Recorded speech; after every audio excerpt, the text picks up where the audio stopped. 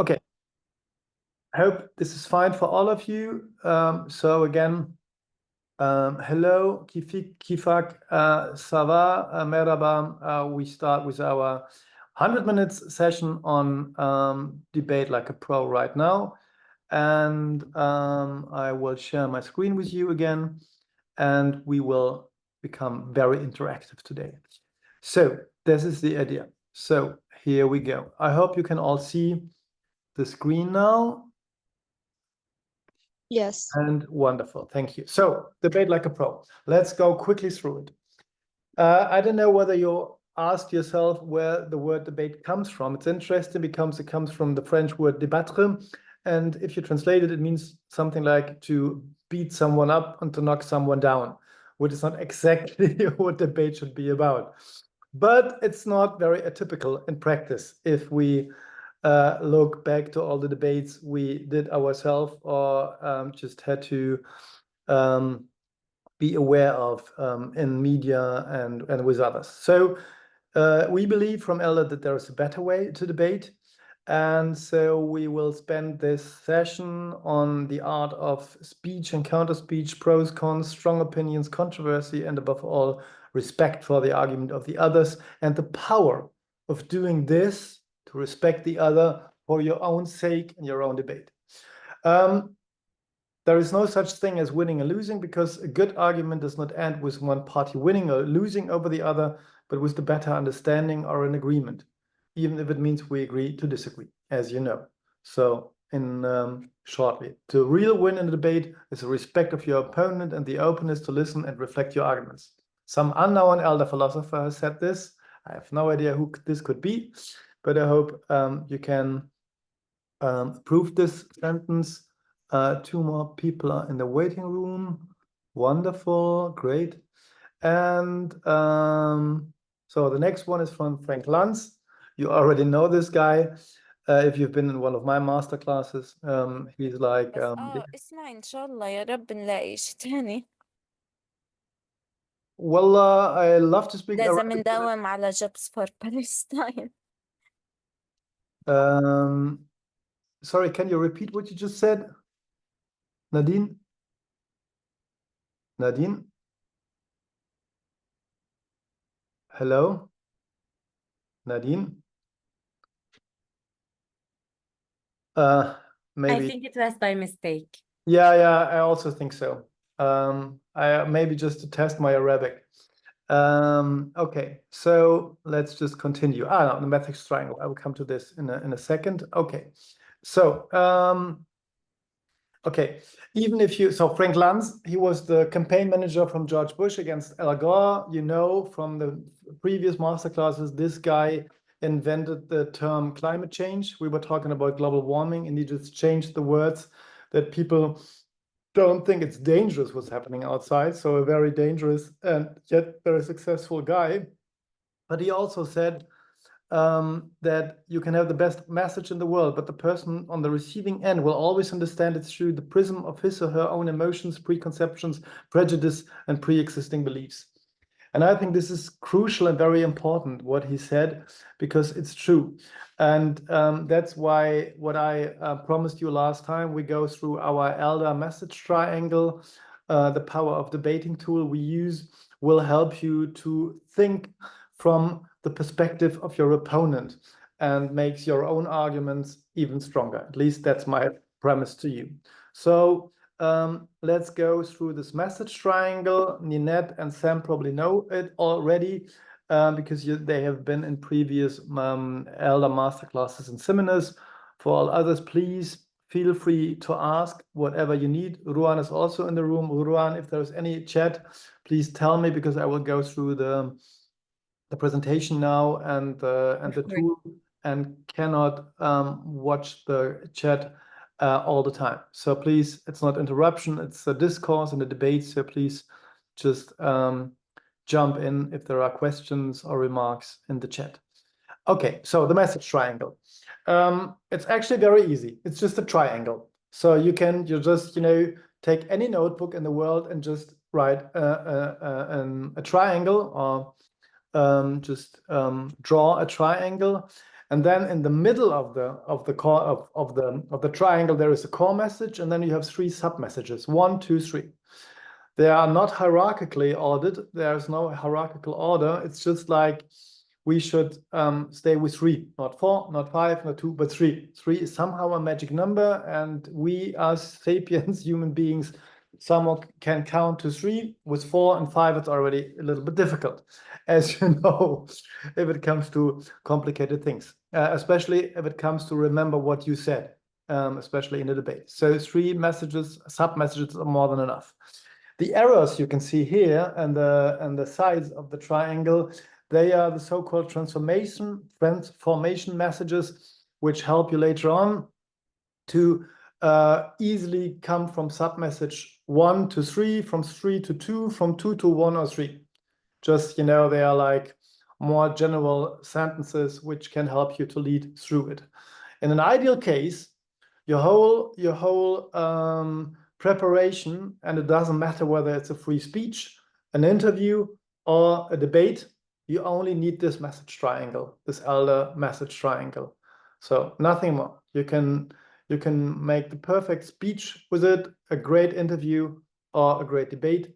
And as you will become the most powerful female and also male leaders of the Middle East, I hope we see us again, and you can tell me how it was and how useful it was for you. Because it's still a little bit theoretical, please, again, use the chat or raise your hand if there are any questions or understandings. I'm running through it right now because we want to use the time we have to try it out. But if there are any questions or you don't understand anything, there are no stupid questions, only stupid answers. So please feel free. Don't be shy. Yeah, please ask. I give you one example from someone I'm not the biggest fan. He's still in the media every day, but he used this message triangle very successful. But before I show it to you, I have a question for all of you. Maybe you're too young, but maybe some of you remember about 10 years ago, there was already an election campaign between a woman running for the Democrats in the USA and a guy with orange hair running for the Republicans. Donald Trump against Hillary Clinton. Maybe some of you remember. If so, do any of you remember the core message, the general slogan of Hillary Clinton? Anyone of you? I bet, I bet if someone knows, the whole night is on me. I invite all of you to a party, and you can, if any one of you knows the slogan, don't look at Google. Don't cheat. Just look in your head and heart if you know. Probably you don't, because no one remembers. But do you remember maybe the core message of Donald Trump back then? By the way, he's still using it, but yeah, anyone knows or remembers the core message of Donald Trump back then? Like, wait, I guess I give us do. a hint. Sorry, it was too many at the same time. Give us a hint. What? I Is guess it about I do. Mexico? No, maybe it was Make America Great Again or something like this. Exactly. Or this is maybe just the skip. No. Make America Great Again. That was, he still uses it. Exactly. And then he had the sub messages, America First, Drain the Swamp, and America Safe. The funny yet astonishing thing is we all remember Donald Trump and his Make America Great Again, though even this was not from him. It was stolen because it's originally used 30 years earlier by Ronald Reagan in the 80s.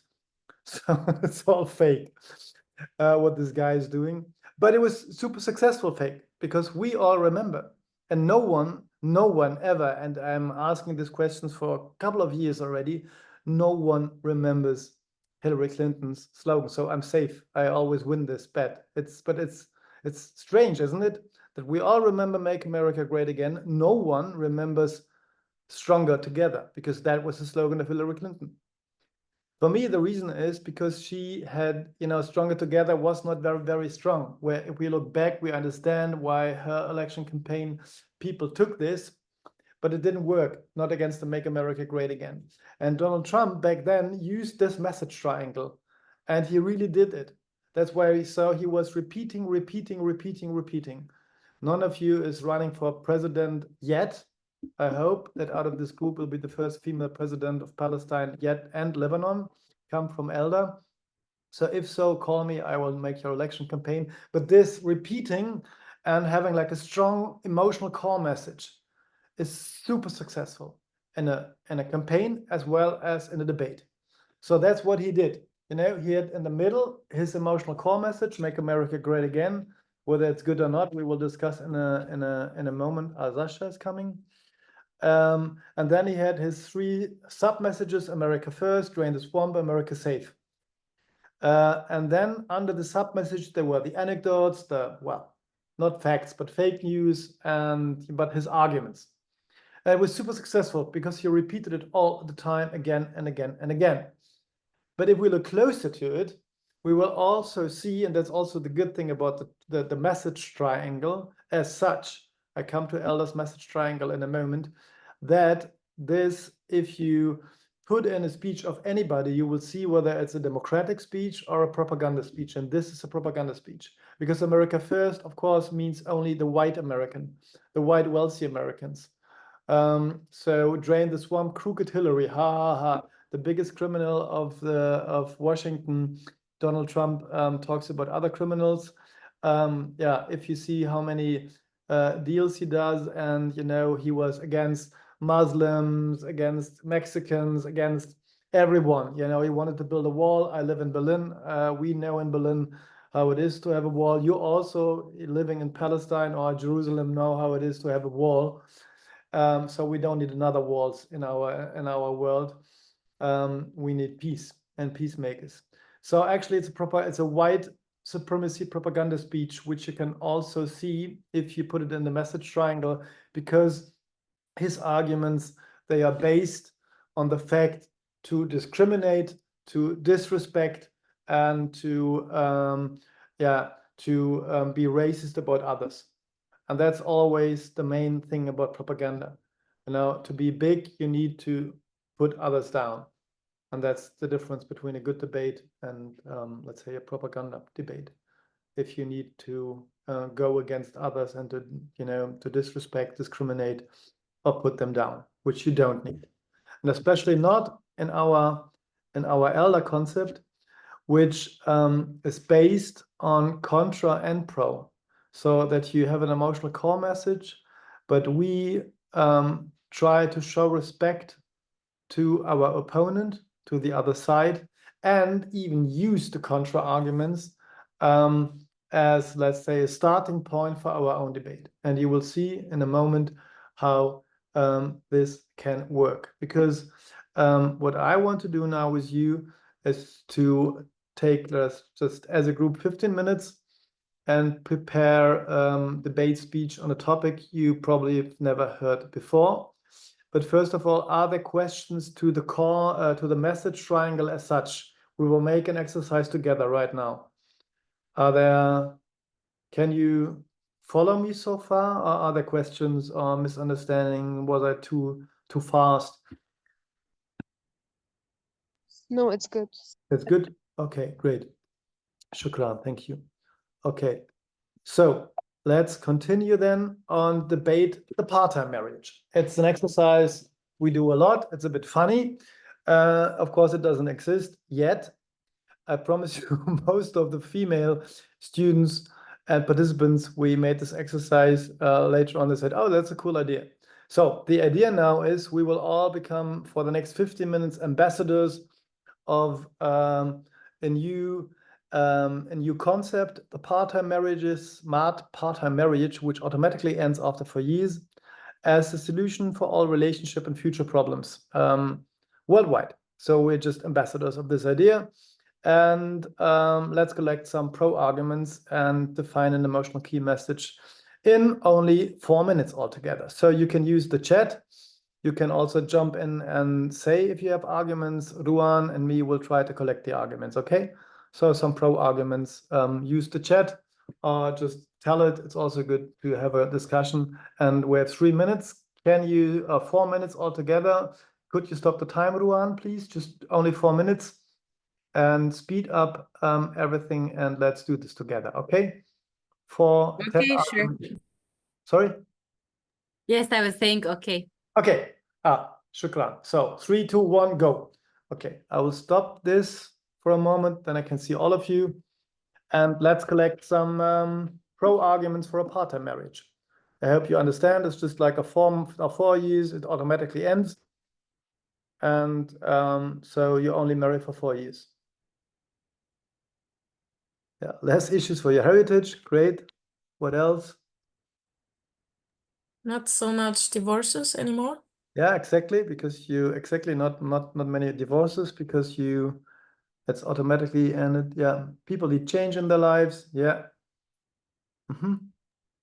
People will be excited that after 4 years, they will either renew the contract or they just, if it doesn't work, they can find someone else. Exactly. So yeah, no lifetime commitment. Yeah, no toxic relationships. Life is about having fun, and men are unstable. Very good. So yeah, not boring. Yeah, suitable financially. Yeah. What do you mean, Tracy, with forced freedom? Forced in a positive way, right? From domestic violence cases. Yeah, so just it's a way to kind of, no matter what's happening, it's at a limited time, so there's no longer the back and forth of any DV cases. Okay, yeah, okay. Great. So freedom, yeah. Less pressure. Yeah. Easy way out for women. Yeah. Yeah. Trial for a full. Yeah. Okay. Yeah. Yeah. A good trial for years. Okay. Cool. So more flexible decision making. Okay. I see. We have a lot of. You're very good. Tinder is only 4 years away. Very good. Okay. It's already great argument. Thank you very much. What about an emotional key message? What could be our slogan, make part-time marriage great again? As divorce has increased, as well as its time and financial continuing to go through the process, part-time marriage would be the best solution. Okay. Yeah, to go against divorcing. Okay. Any idea for an emotional key message to promote our part-time marriage in a way that everyone will understand? Live your life the way you want, okay? It needs more than love, okay? What else? How much time do we have left, Ruan? It's your decision to make. 54 seconds. 54 seconds. Okay, yalla, go. We have 50 more seconds for more space of freedom, okay. But it's already great. A great collection of ideas.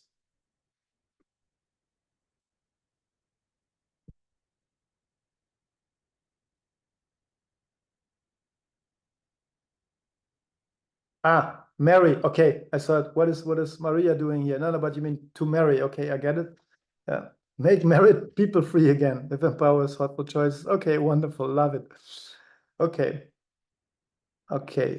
it's always a choice. Okay, great. If you have more, we can try. Okay, let's go quickly through the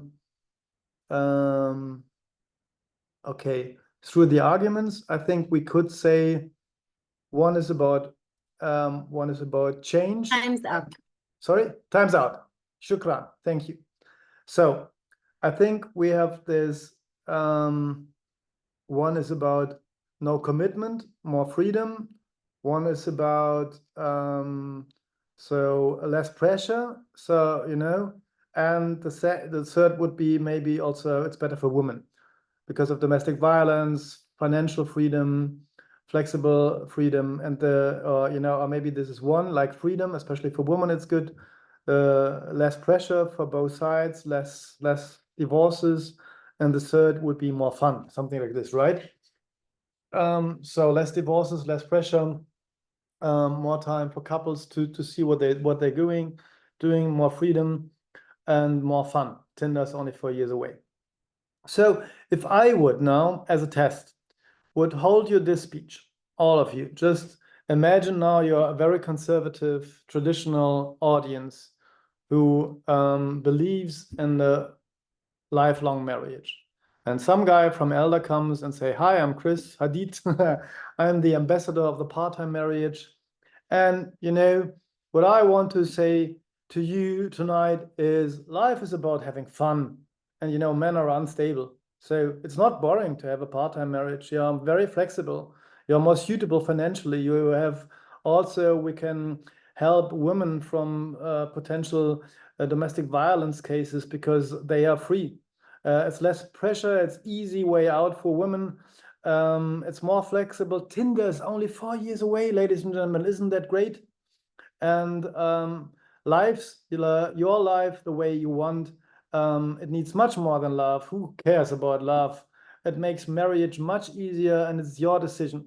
So shorter marriage makes a longer lifespan. For more space in your freedom, make married people free again. Thank you very much. So great arguments from all of you. What do you think, honestly?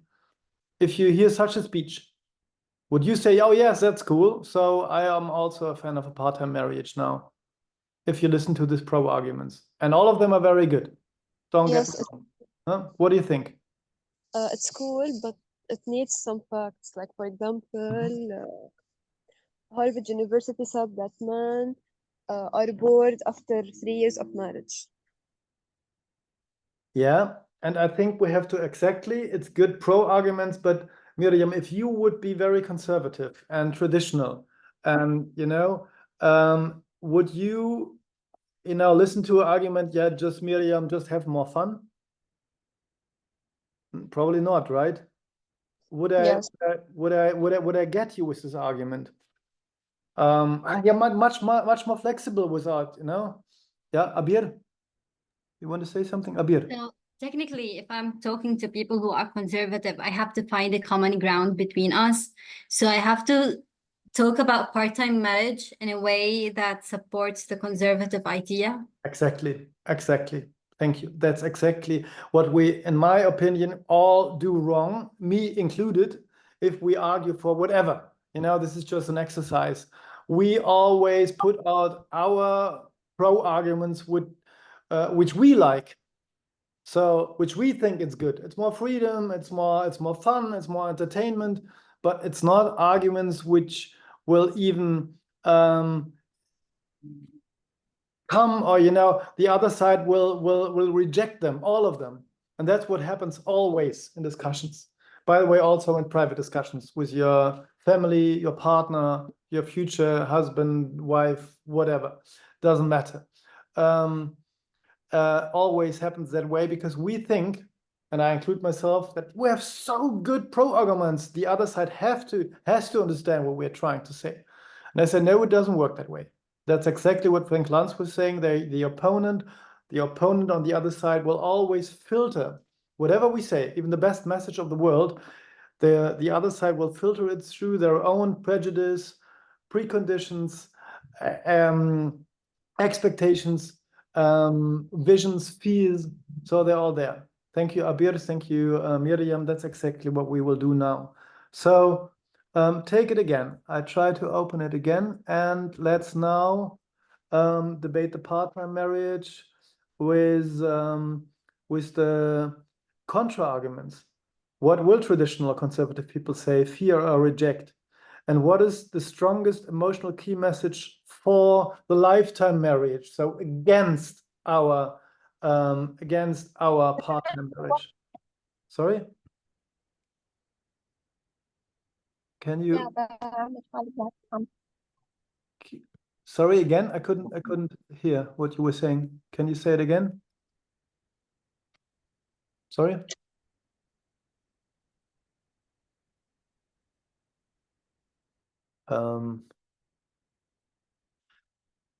Sorry, I don't know. Somebody said something, but maybe it was a mistake. So let's run through this. Let's collect some contra arguments. You can again use the chat or just tell me directly, because now I will try to write it in our presentation. And that's, the first really important, well, not trick, but technique of our elders message triangle. Don't start with our own pro arguments. Start with the contra arguments, with the fears, with the prejudice, with the preconditions from the other side. What will that be? What will like conservative, traditional, lifetime marriage fans will tell us if we come with our idea of the part-time marriage? What will be their big points? Let's collect them. Also in 3 minutes. Let's collect them together. What will be their points, their arguments, their contras?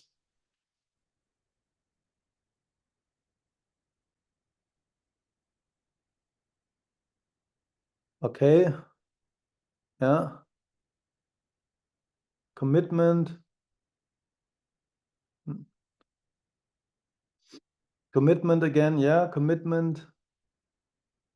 Commitment is very important. Respect, so commitment, no loyalty. Okay. Commitment, partnership for life, mutual support. Okay. Yeah. So, yeah. So I would say one contra argument is commitment and trust. Let's put it that way. Children, yeah, very important point. Thank you very much, Sasha. Children and family.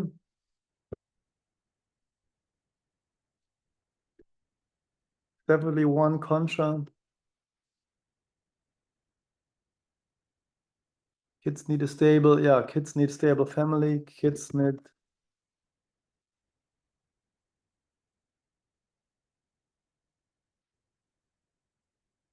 growth together, commitment, yeah, trust, growth. I think that's one cluster, I would say.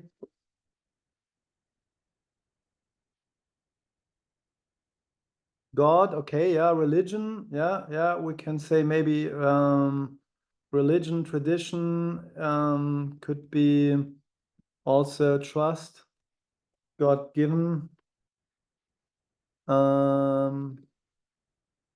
Yeah, God is witness, God, yeah.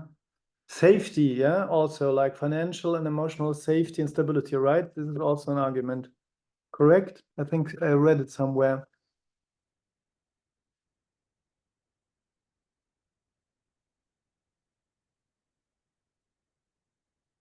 Against the norms. Okay.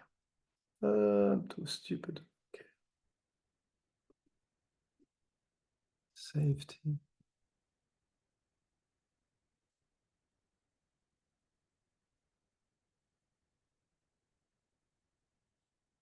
Safety, financial, emotional, and society. Emotional, society. Norms and values. Yeah, I think norms and values would come together with contra one, right? Norms and values. Not a game. Okay. Not a game can be used anywhere, but yeah, it's good. Oops, no. So we need still a pro. Contract. Yeah. Contract also. Okay. Cool. A lot of arguments. You're a great group. Thank you so much. I don't have all of them, but I hope I have most of your contra arguments. Okay. Any idea for an emotional call message? An emotional call message for the lifelong marriage. What is the most emotional argument they can take? It's super interesting. In Germany, I can tell you, that's not a secret, but like fun fact, most of the people need about 20 minutes to come to the most emotional message. Yeah, I thought so. It's different in this group. Yeah, you need 3 seconds. So, you know, yeah, love, of course, it's the most emotional thing, you know, the most emotional. So we just have to take love is, of course, you know, this is the most, it's so funny. In Germany, they all talk about safety, about taxes, about partnership, but, you know, really it takes 15 to 20 minutes to that anyone, most of the time I even have to remind them that there is a word, you know, with 4 letters called love. It's super funny. But yes, love, of course.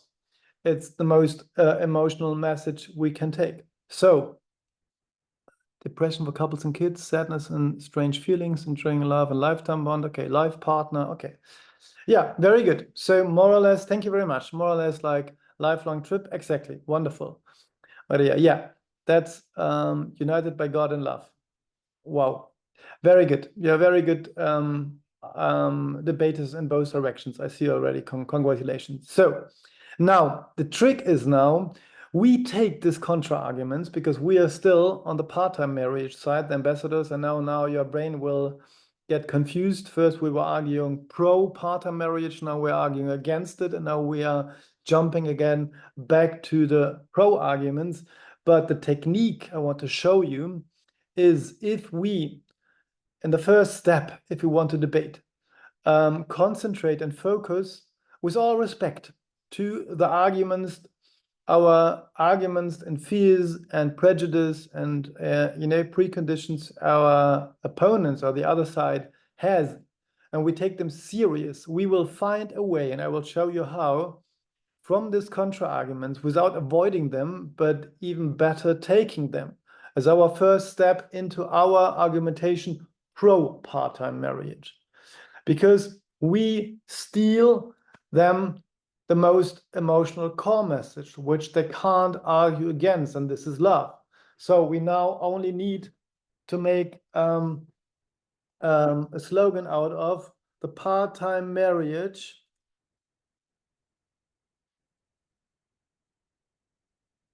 does what with love? We only need a word. Only one word is missing. What does the part-time marriage do with the love? What will we argue as now again as the part-time marriage ambassadors? Okay, so we have the part-time marriage. We have the strongest argument. Yeah, ensures, exactly, ensures, respects. Yeah, good. What is even stronger than to ensure and respect? Proves, wonderful. Yeah, I would even say saves. It saves the love under the conditions of the foster. Yeah, foster, proves, saves, wonderful. Grows. Yeah, love under the conditions of the 21st century. Yeah, grows, devotes, foster. It's all very good. Yeah, new door. Well, not new door, because this means like it's also good. Don't get me wrong, Miriam, but this says, oh, so you want to get rid of the old door, because especially conservative people need stability. So and protection. So we could even say the part-time marriage protects, saves love under the conditions we have. Sustainability, exactly. Yeah, you're getting there. So we steal their argument and turn it around. So we can say, now we only need pro arguments from commitment and trust, from safety, financially, emotionally, and from society, and of course the children and the family, to show our opponents what how strong our part-time marriage is. I will help you. It's just to show you, because then you will debate in small groups. Any idea how we can come from, it doesn't matter, from any contra argument to our slogan, to our key message? So either from commitment and trust, from safety and stability, or from children, family, and kids. Any idea in the group how we could argue? And we take, and not by saying it's wrong, by saying it's correct. So technique number 2 is not to oppose the contra arguments, but to take them as granted. Say, that's right. We need commitment and trust, and that's why ... This is high level what we're doing right now. So I don't expect you to be there within seconds, but this is now really a high level way of preparing a debate which is different than most of the other debates. Any idea in the group how we could come from the children, from safety, from commitment, trust, even God, growth, values? We highlight the differences between the two arguments. Yes. Free and happy because they have the chance to find their true love. Contra argument of depression. Yeah, could also work. Thank you, Maria and Miriam, for that. Highlight the differences. statistics and numbers. Kids need a loving family. Parents who are bonded with love. Crazy, they don't say opposite thing. They overlap between both.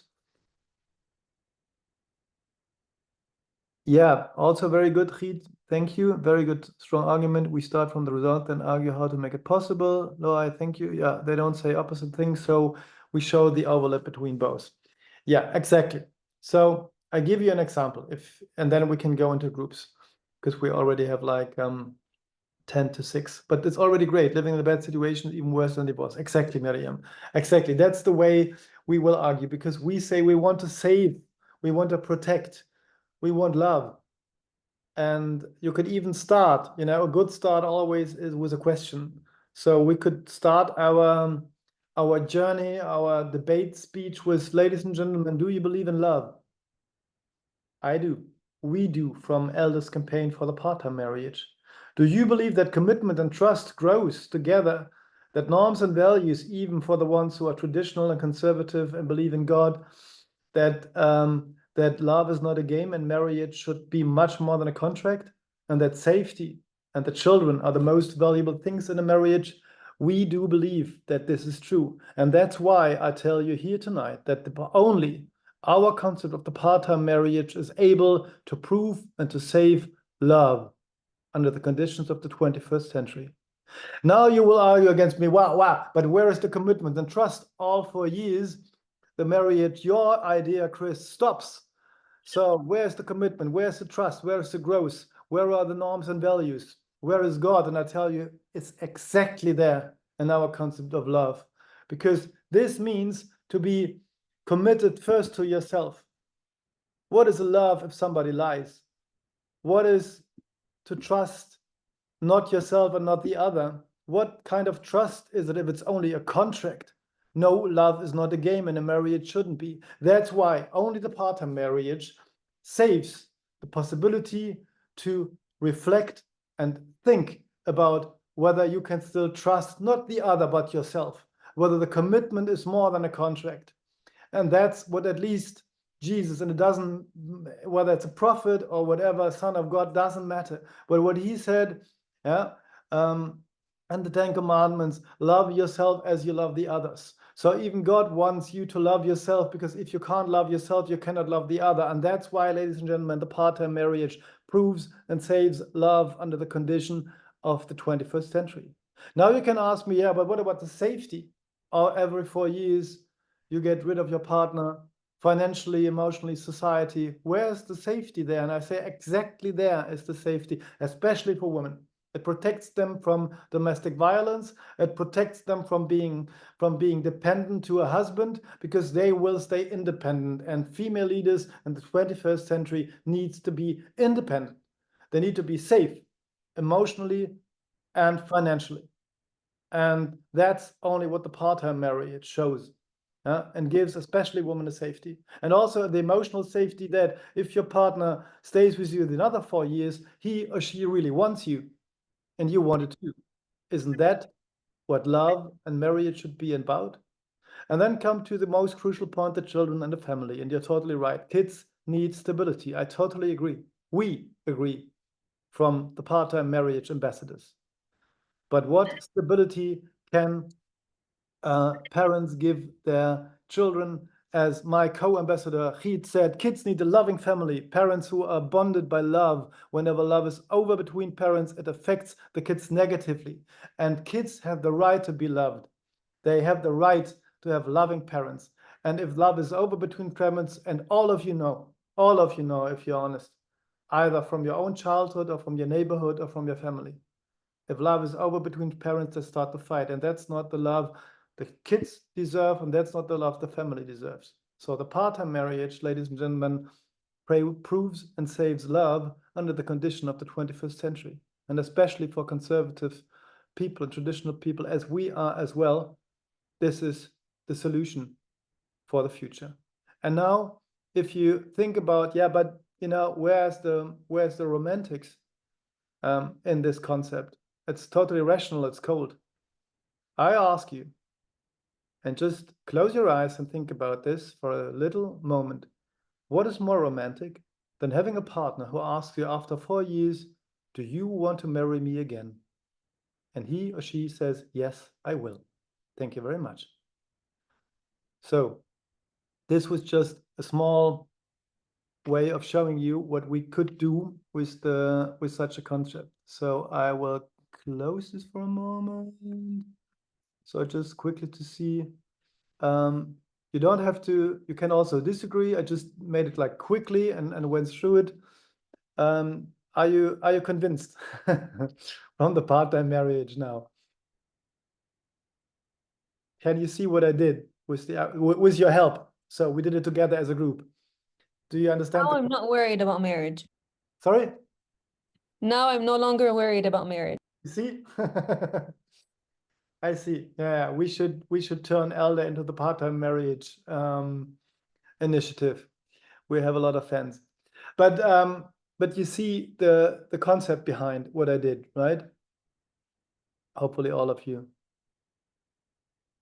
To take do you prefer to please society or to please yourself and your family? Are they living in this bad situation, or it's just you? Will always be under the norms and the values and afraid of taking a step forward. Will still have wounds, killed and depressed kids inside families and wounds. Totally right, Miriam. It's also a great argument. I think it's even stronger if you don't disagree with values and norms of a traditional society, but you know what I try to do to show the essence of these arguments or transform these arguments, but not to oppose them, but to take what does this mean? What tradition and God, it means like safety is stability, but what stability do you have if you fight all the time? So what I'm trying to do, and your arguments, all of you, also this, Miriam, is great arguments, but at least try this in this concept, not to oppose the other side, but you know, not like this, but take them and say, yes, you like values and norms, us too. We are not against values and norms. Actually, we love values, we love norms, we love love. And that's why we say tonight the part-time marriage, ... So, yeah. So you understand? So it's only like just a small change in your great argument to say, yeah. So we're not against norms and values, but in the end, it's you who is defining the norms and values. It's society. And why do we have these norms and values? Diana, let's raise the hand. Diana, please go ahead. Yes, I have a question. Please. You're saying that we should not oppose, but sometimes the opponent's argument is a religious one, and as we know, religion is not a common ground. So how we can oppose that? No, I'm not saying that you should not oppose. I'm just saying it can be even stronger than what we always say, just to oppose like this, to take at least part of their arguments, you know, seriously and turn them around. You know, I'm not giving in. I'm just taking their arguments from the other side and transform them. And I'm looking for the essence or for some things in their argumentation we can use against them, against our opponents, by making them our own arguments. That's the technique. It's not just giving in and saying like, oh yeah, you are right and I'm wrong. Just saying, listen, if you say A, yeah, then you have to follow me. It can be later on in dirty tricks even can be used like this, you know? If we disagree and you talk a lot and I, in the end, just say, Diana. That's what I'm trying to tell you for 30 minutes now, even if it's totally wrong. But it's a strong, if you don't take it as a dirty trick, but as a real technique, it's good to show respect to the other side and also to take, you know, one of the arguments of the other side and transform it to your own message. Miriam. Yes, totally agreed with you, because sometimes if you just say something about norms or values, people are not interested in listening anymore. So yes, agreed. So this is the technique. It makes you strong. Most of we are afraid and try to avoid arguments of the other, but it takes some time. But as you see now, I mean, I'm doing this exercise for, you know, some years, so I'm trained to use this. But you see, if you take time and your brain and a little bit of, you know, discussion, you can transform any argument into another argument, or, you know, respect the argument of the other and turn it around. That they cannot be against tradition. They cannot be against essence, right? So it makes your opponents much harder to argue against you if you take their strongest arguments and make it your own. So what shall they say if you say, well, we save love and you destroy it? We do what you mean, but we do it better. So it's hard to argue against us in this way. It's a technique. I don't say that works with all debates, but it's super cool if you have the opportunity to use this in your debate and have at least one or two arguments from the other side to use it against the opponent in a nice and decent way. So now I want to go back to the presentation and send you in rooms, because we were thinking now that it's up to you. Now we have our message triangle for the part-time marriage, and now we will debate in 6 small groups. We have 3 topics, super political and serious ones, as you can see. And the 3 groups, and you can decide in which group you are. A, B, C, they are the pro groups, and D, E, F will be the contra groups. And the 3 topics we want to debate in the next 30 or 45 minutes twice are the following topics. Cats are so much better than dogs. We need more left-handed people in power. I'm left-handed, ha ha ha. So, and the third one, women should run companies as CEOs because men are far too emotional for that job. So these are the 3 topics we thought you hopefully would like. So now you have like maximum 15, maybe also 10 minutes to prepare in small groups and choose one speaker or debater for the first tournament. Then we have, let's make it like we're already running late. Yeah, well, 3 minutes debate. Yeah, let's stay this. So 3 times 3 minutes debate on the Zoom stage.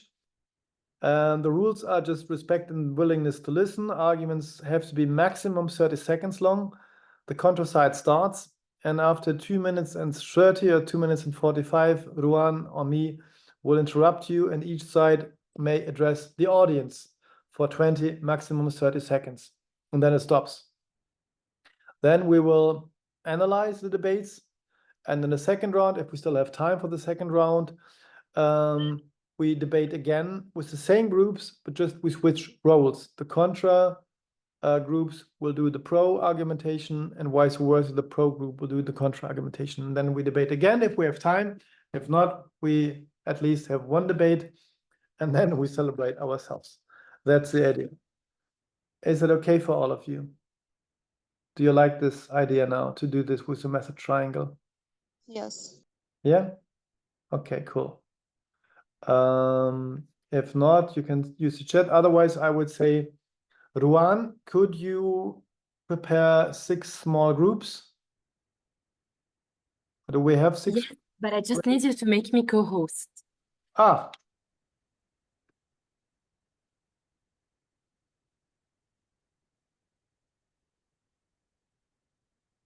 Wait, of course. No. Where are you?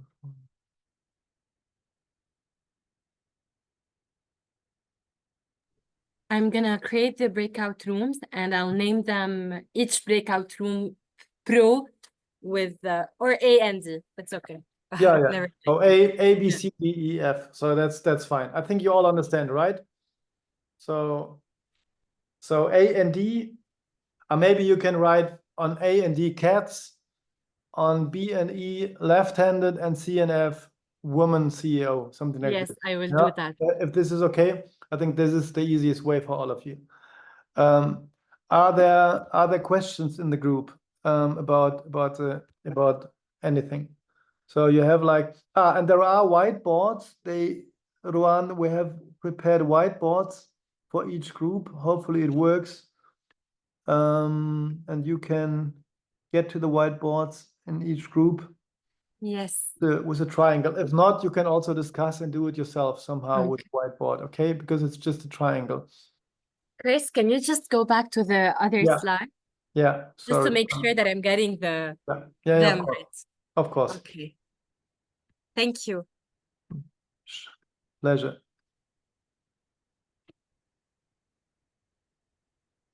I need few seconds.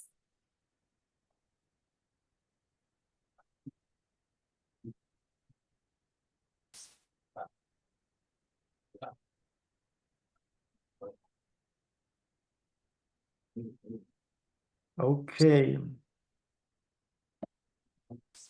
It's understood so far, right? Hopefully it's also enjoyable, but because you're already really great. You did very, very good in the exercise. Sam has to leave. Okay, and Sasha has to leave. Okay. Okay, I created the breakout rooms. Okay, If you want, wonderful. you can, yeah, you can like to take a photo of the debates, so you can make sure that you know the topic beforehand. Yeah, that's a good idea.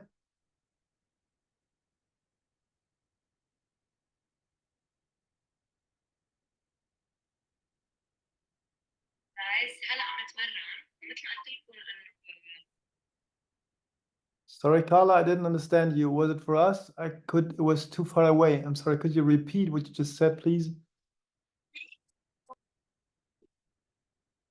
Carla, can you just repeat what you just said? I think it was unmuted by mistake. Okay, don't worry. I want to join the break. Thank you.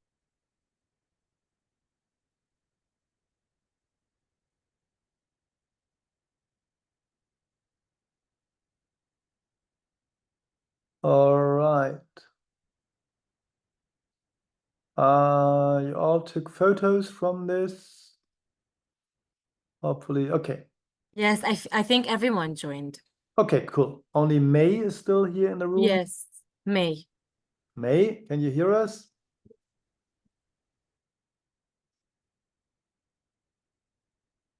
No. Okay.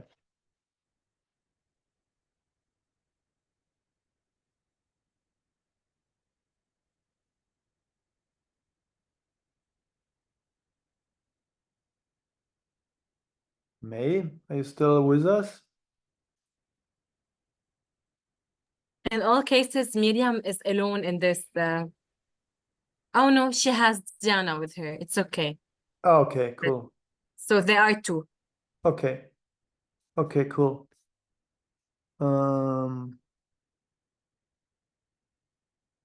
May and Sam now.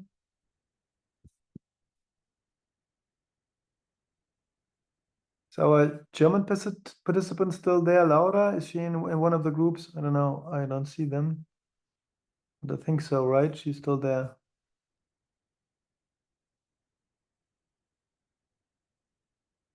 Yes, she's there in the A group, ProCat. Okay. So Tracy is here too. Tracy, I was are left you? in a room, so I figured maybe something went wrong. What happened? I was alone in the room, so I figured something went wrong with the breakout room. No, maybe you're the same commence phantom Yeah, note that's my taker. note taker, sorry. Okay, it's okay. That was Zoom. Okay. Okay, is it okay if you're alone? Because Yeah. they are already assigned, so I cannot move anyone to your room. Is it okay? But Tracy alone doesn't make any sense. Put there. So we have which room is alone?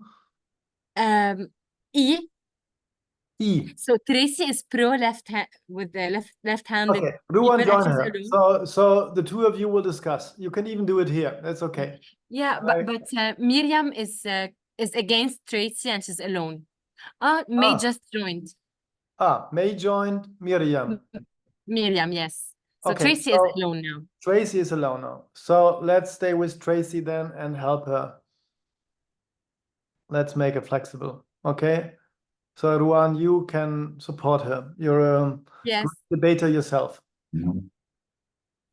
And you have me as supporter, but I try to be silent as long as you're not asking questions, because it should be your debate, not mine. Sam also. Sam. Sam is with the pro cats. With the pro cats. She's just sneaking. Okay, Tracy Ruan, the floor is yours. I will mute myself, but you can ask me all questions, and you are responsible for the left-handed debate now. Okay. Tracy, Hi. hi. Evening. If you want, I can create a room for us and we Yeah. can join it. Yalla. Oh, yalla. Yalla wallah. Okay. Yalla wallah, Okay. go. Anjad, Can you Anjad. try to rejoin the room? The same one. Yes. I don't have access to it anymore. Okay, wait. I'll move you to a room, but don't join. Just Okay. 1 second. Okay, try now. Yeah. Pro left-handed. Yes.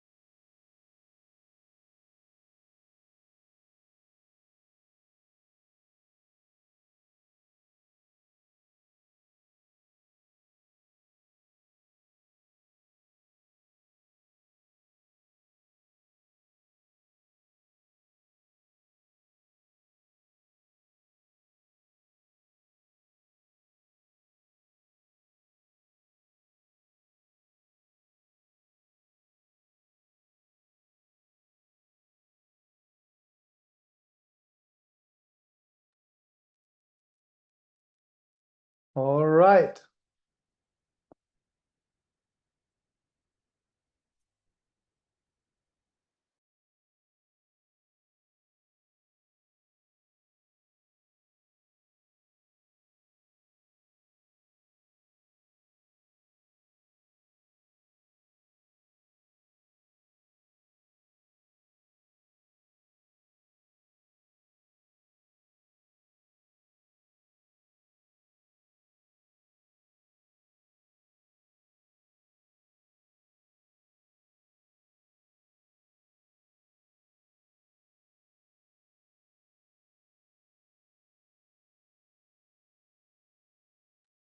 Okay. Let's get back together in the group.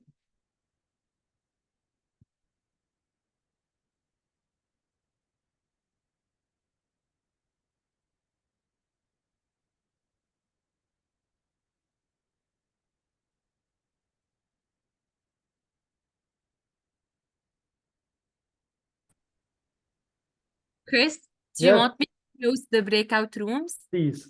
Yeah. Yalla. Yalla.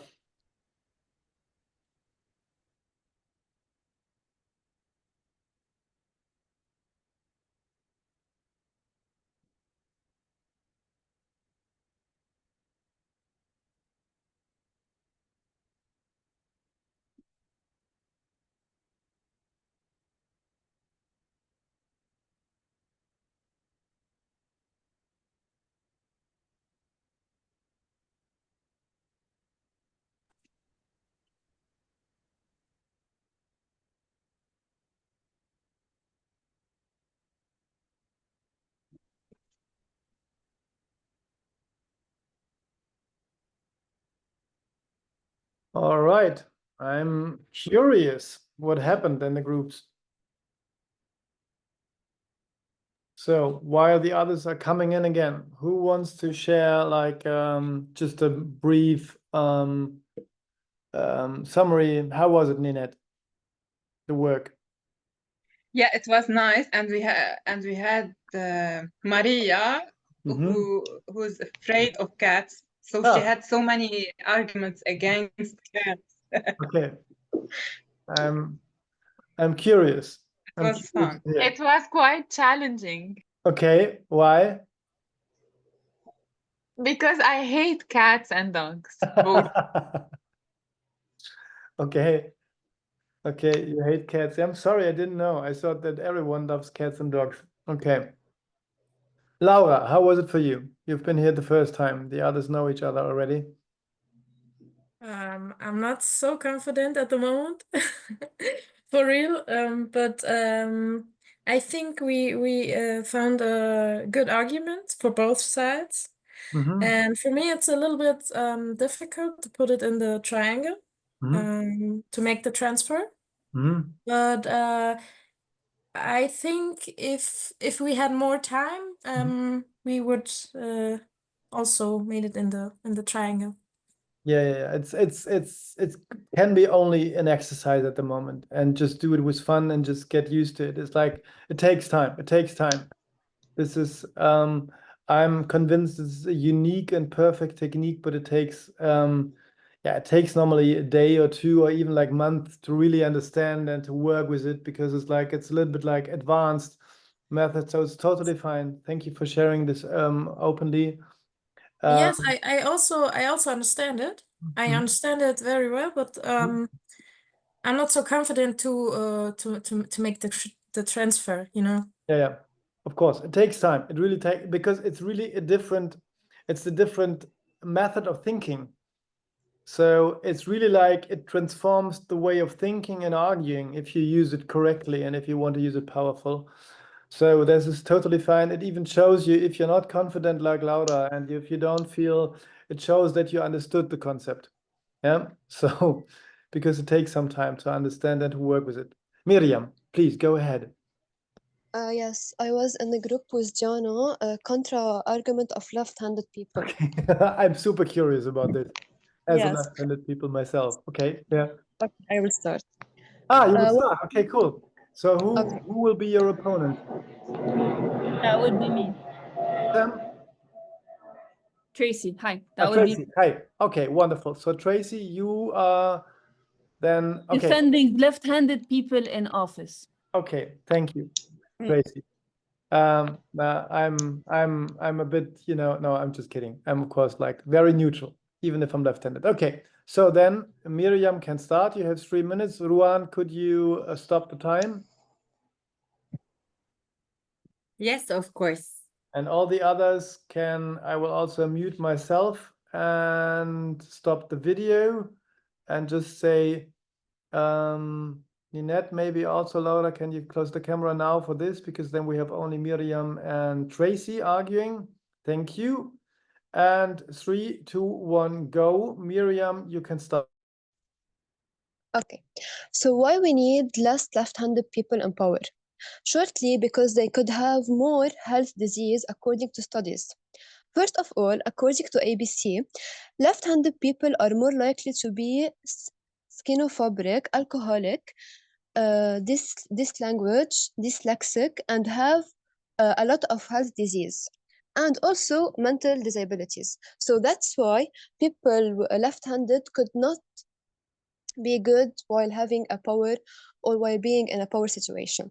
Second of all, also, they have lowest IQ because right-handed people have done tests with left-handed people, and the scores of left-handed people is more or less to be than right-handed people. So for me, a leader needs a very high IQ to be a leader. Last, males are more likely to be left-handed than women, and we need more women in power. So that's why we need more left-handed people, less left-handed people in power, because we need more women in power. Thank you.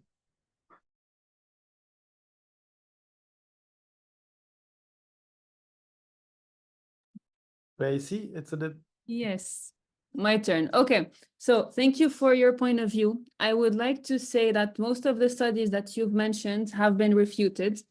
I would like to start by saying that having a variety of different people in office, which also includes left-handed people, will allow us more inclusivity within our platforms and creating a world that is not only tailored to half of the population, which is right-handed people in this case. And this will also allow us to not only make the policies, but also the different way things are happening in the world a lot more inclusive to the different needs. We would also like to note that valuing, what was I saying?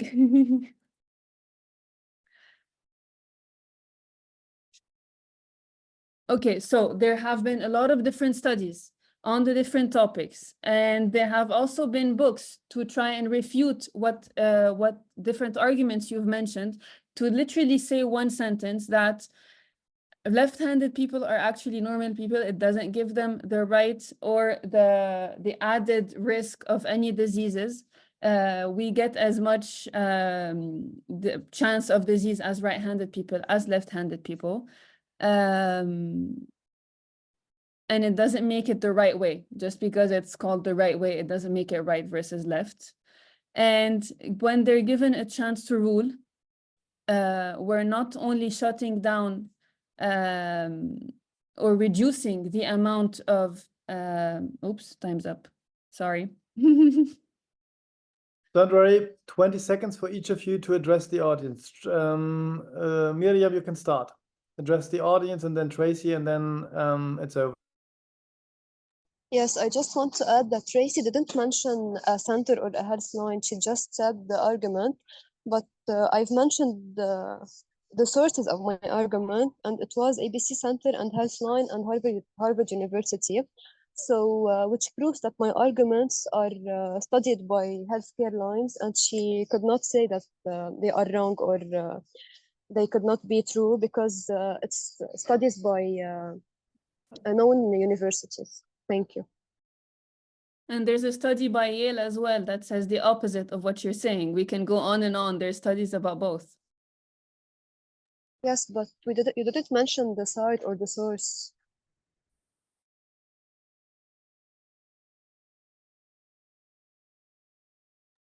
Okay. And in Okay. each First of all, thank you very much. we should always mention the source of our studies and arguments, because I could say a number and say, no, it's not true. Okay, the debate is over. Thank you very much, Miriam and Tracy. We will analyze all three debates when we've done that, because it's already 6:30. Thank you very much for the debate. If possible, just if possible, and the internet allows, it would be good to see the speakers, both of the debaters, also with the camera, because nonverbal communication is super important.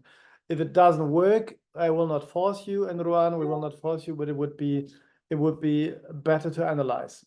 But thanks a lot to Miriam and Tracy for the first debate. Go to the second debate. Who will go next? We still have the cats and women leaderships. Miriam, we too have to talk. I'm left-handed, and no, I'm just joking. After this class, okay. So, and as I see it, also some others like Low I as well. So who's going to be next? The cats and dogs group. Who wants to continue? Guys, you all have to debate. So each group. Okay, we can do it. Allah, Cats. Okay. Okay. Cats and dogs. So who's pro? Who's con? We I'm are con. and we are pro. Astia, you're con. We are with cats. Okay. Right? No, So Ned is with cats and Hastia is against. So the stage. no, Right. we are pro, as I remember. Okay. So who's pro and who's con? Sorry, I don't know. Who was which group? I was with the group A, pro cats. Yeah, A is pro cats, exactly. Oh, Oh, so you're both about that. Oh, We- oh. Okay, I don't know. Maybe I did a mistake. I'm sorry. It's fine, but give us some time. So Let the pro other cats, groups start. Guys, pro cats, Hestia, Laura, Sam. This is pro cats. And contra cats, Loai, Maria, Ninette.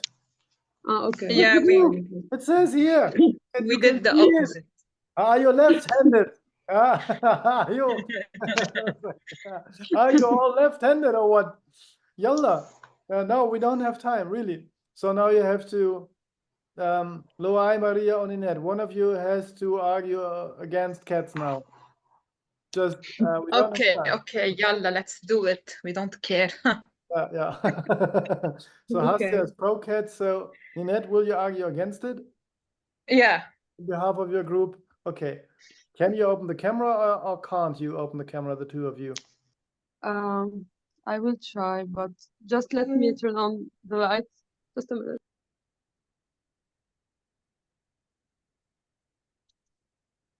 Okay.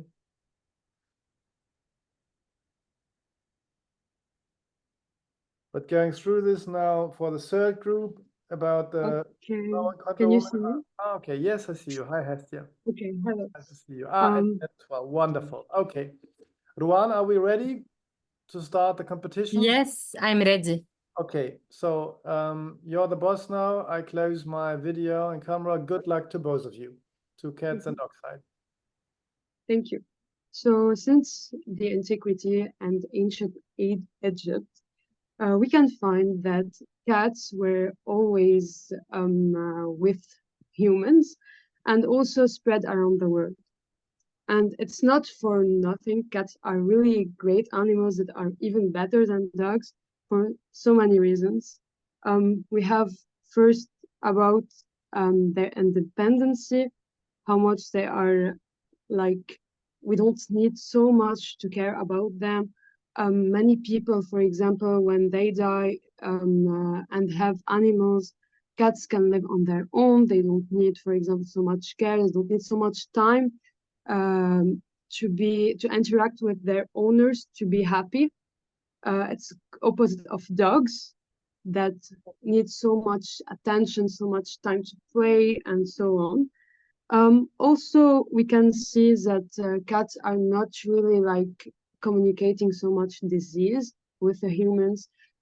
It's the opposite of dogs. for example, dogs can give rabies or other disease that can be given to humans, and we don't like know so much diseases that are communicated from cats to human. Other arguments that I can, for example, present, it's that they are small. We don't need so much like space to like accept or maybe put a cat in it. They can be like really comfortable with a small space. We can put them in apartments, houses, etc. On the other hand, dogs need space to spend energy, to play, to maybe they need gardens to go outside, etc. But cats can live all their life in houses if they are nurtured and so on. And many people say that maybe cats are not really true lovers, but who said that dogs are really true lovers? Because if we see it, both of them live and are with us because we give them benefits. Just the principle like difference between them, it's that dog try and put more effort in like doing like getting this maybe benefit from us than cats. And if we see so much people that nowadays have more works and so on and need company, but they don't have so much time to spend with their animals, they can get cats, and it's really a better option for them. Okay, thank you.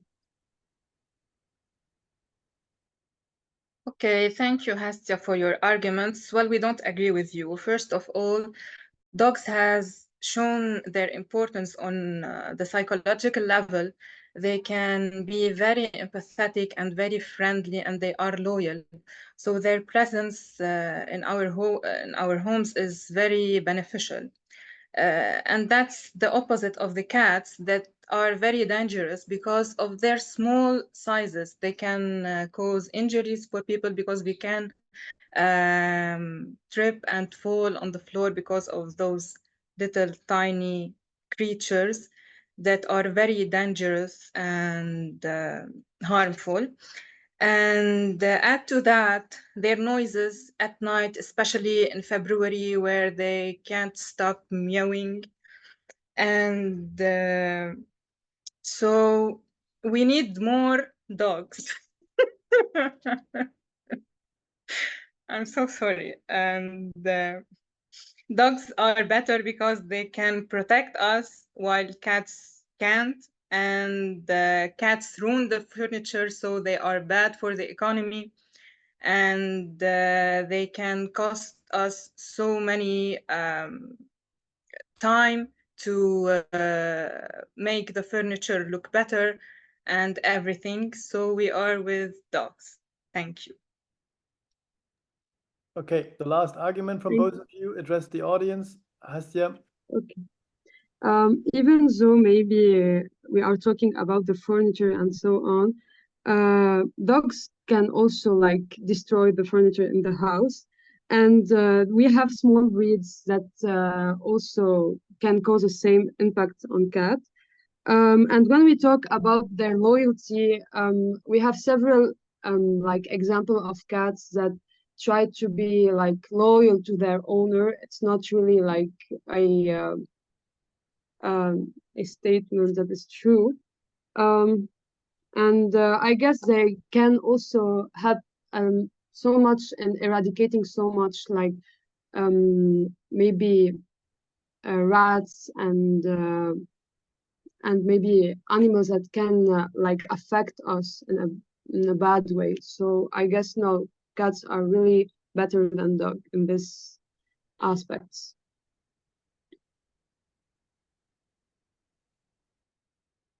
Ninette, 20 seconds. Agree. Press the audience. Well, I go. What is this? Maria, she's in my team. Maria. Hey, Maria, jump in. However, cats can cause allergy Also, dogs can keep you more physically active because you take them for walks on daily basis, which is not the case for the cats. You have species that are hypoallergenic. That's okay. Okay, thank you very much. That's not things to me, but it was very fun one. Thank you, Maria, Ninette, and Hastia for this debate about cats and dogs in a very funny and entertaining surroundings, I would say. So we have one more debate about women in power as CEOs because men are too emotional. Who will be the debaters on stage, ladies and gentlemen? Me. Abir, you're Yeah. pro woman as CEO? No way. Huh? Huh? Hi, Abir. You're in the pro group? Why are you laughing? She's my Reed. Are you going? Yeah. Yeah, Yes. former roommate. Okay. So Reed is a contra woman. Okay, and Abir is pro woman. Yeah. Okay. Wonderful. Okay. Reed, can you open your camera or rather not?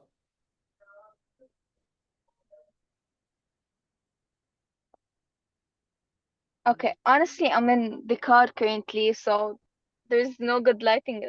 Okay. And I would Doesn't matter. At prefer least to keep the you good can see your connection. emotions. Yeah. It's okay. Okay. So Rowan, are we ready?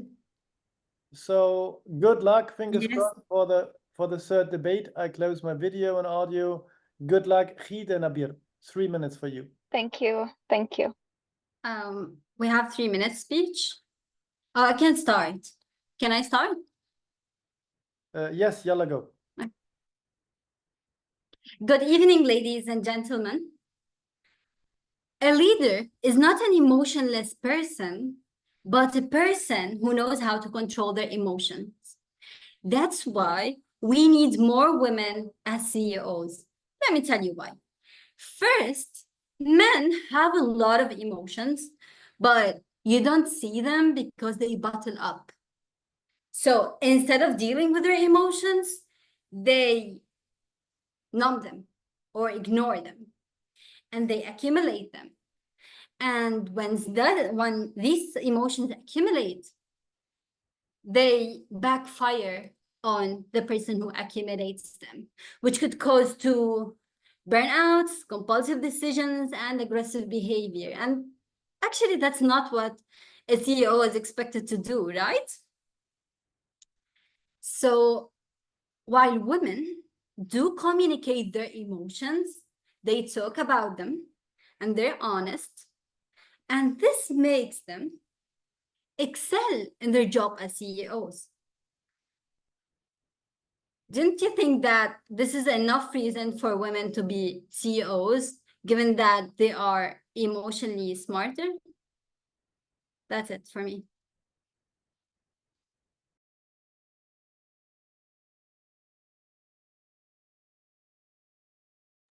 Okay, should I talk directly? Yes, please. It's your debate. It's your Okay. stage. Yalla go. Okay. Yeah. So the motion says we need more women as CEOs because men are far more emotional. I mean, we all agree we need more CEOs, right? More startups, more firms, but more women as CEOs? Come on. Should your gender determine your position? I mean, this is the main obstacle that faced women for centuries because positions were just associated with their gender. So today, it must be very clear for us that the only thing that should determine your position is your personal qualifications. Because as a CEO, he's the highest employee in the entire company or a firm. So the only thing that should determine his position is his qualifications. But again, back to the motion. Are men actually more emotional than women? You know, Abir mentioned some studies that suggest that they are. However, I can tell you there are many other studies that show that women are more emotional than men, and we will have this debate that will never end. So the idea is that should we rely on these studies that were made on average people to be judging CEOs? You know, what does it take to become a CEO? You know, the least thing, at least the CEO must have emotional intelligence. He must be able to manage his emotions and the emotions of his employees. So I don't think CEOs like Tim Cook, Jeff Bezos, all of these successful men do not have emotional intelligence. In fact, any CEO requires having high emotional intelligence in order to reach that position. So again, I would just say that we actually need more CEOs, but it does not mean that we need them to be men or women. And thank you. Okay, both of you can address the audience now for 20 seconds. Abir, go ahead. First of all, getting back to my argument, the argument of ignoring. And that's what you said. You ignored the role of gender in deciding our personal qualifications. And actually, gender plays a great role on who we are and what we are and how we act. It's essential, and we can't just ignore it. Is it my turn now? Yes, please. Your final Okay, words, so emotional to the audience. So now you're getting into a very other different debate, opening the idea whether gender really prevents you from becoming a CEO because you're simply a man. It does not make sense because at the end of the day, it's not whether you would like to put lipstick before you go to your meeting or whether you would prefer to just, you know, put on like act in a way that makes you a man. No, but I messed up. Or just do nothing. None of these routine women do will make you a better person as a CEO. So the idea is that gender may play a role in forming you as a person, but these qualifications may not affect you as a person in the business field or in your company or in the way you can manage your employees. So associating your gender with your ability to be a successful business person is not actually a scientifically proven thing. And thank you. I messed up. Okay. Thank you very much, all of you. Oops, congratulations to the speakers and debaters. From Maria to Abir and Khid, from Ninette to Hastia. So, and yeah, Carla raised her hand. If possible, we have 15 more minutes. Open the cameras that we have like 15 more minutes talk together, if possible. If not, don't worry, but maybe it's nicer to see you in the end. Carla, it's your turn. Please, go ahead.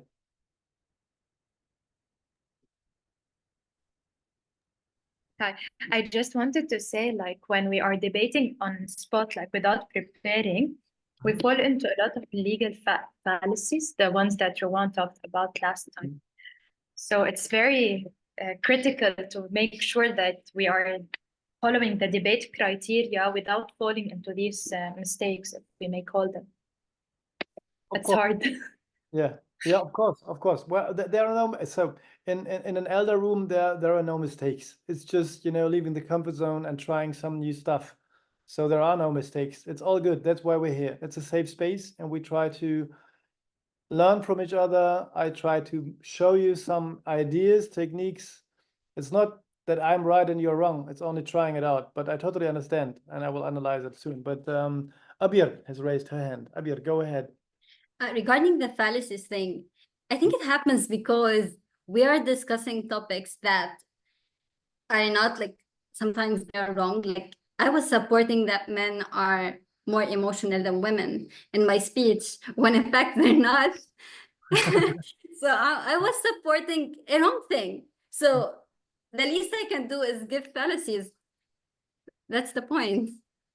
Yeah, I mean, I think it's a good exercise if you have to argue for a thing or for a, you know, a thesis which you disagree emotionally. It helps you a lot to, you know, to learn the technique, you know. And that's the nice thing, debate academies or any debate activity, because they give you topics that you don't support or vice versa. Exactly. Stand by. So it's not something you choose and you totally feel the support towards it. You can support something that's totally irrelevant to your core values or what you think or what you study, and you have to stand up for this thing. Exactly. Or even worse, it's the opposite of what you believe. And you have to argue, for example, against women's rights or whatever inside such a debate academy. That makes it so cool and good and helpful if you learn the technique. So first of all, from my side, we're running out of time already. Congratulations and thanks so much to all of you. You did a great job, all of you, in a very short time, you know. And yeah, safe space, not safe space, of course, it's always like a challenge and you have to conquer your own fears and self-confidence, you know, to present a topic, even especially if it's not your special topic, in such a group, a way you never did this before. So applause to all of you. This is brave, this is great, and this is wonderful, really. So you're great, smart, and cool leaders of the future. And all of you had good arguments. Also, very good. So this was also great. And you all kept in time. Great. Yeah. And some of you, especially the last debate, was very also with nonverbal communication. It was really good. So some of you really tried, right? You know, you can also, you know, the group.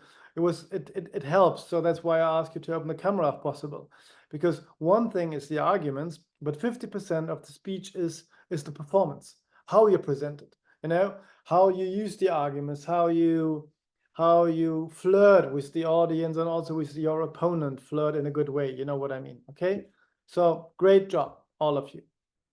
What I also, if I may say so, in all debates, all of you, I won't say it's a mistake, but none of you started with showing respect or, you know, admitting that the opponent is right. So starting with Miriam, she was, you know, destroying all left-handed people. So I'm now I'm destroyed.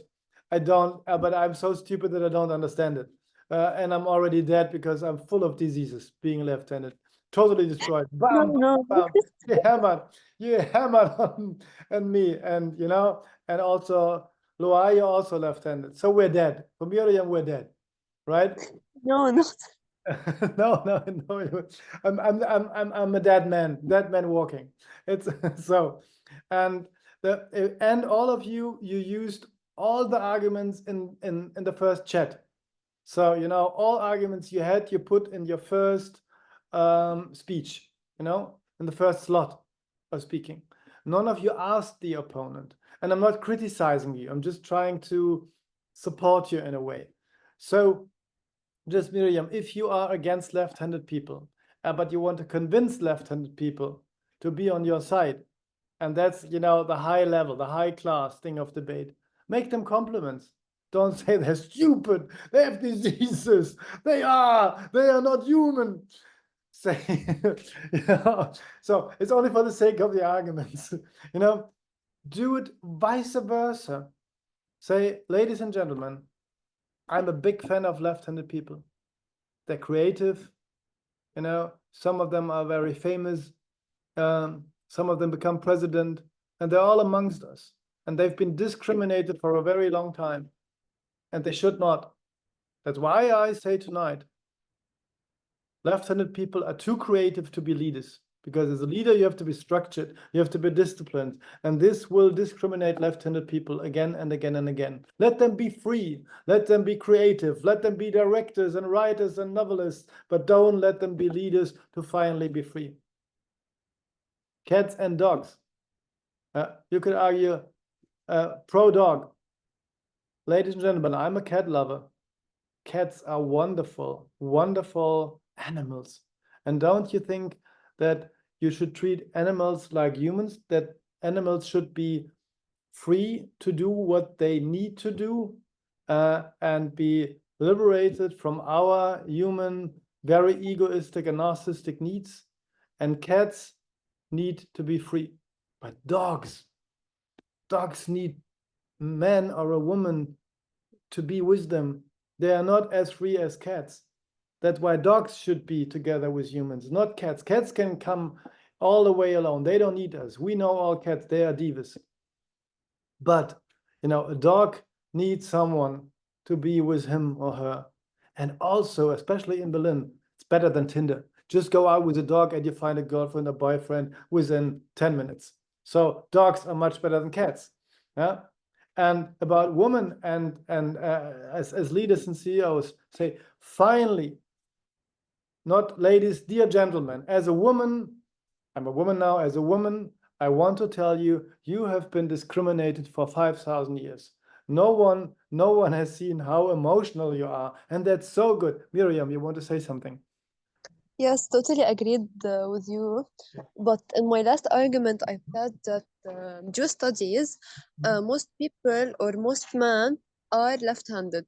So we need more women in power. That's why we need less left-handed people. So it was like a good one.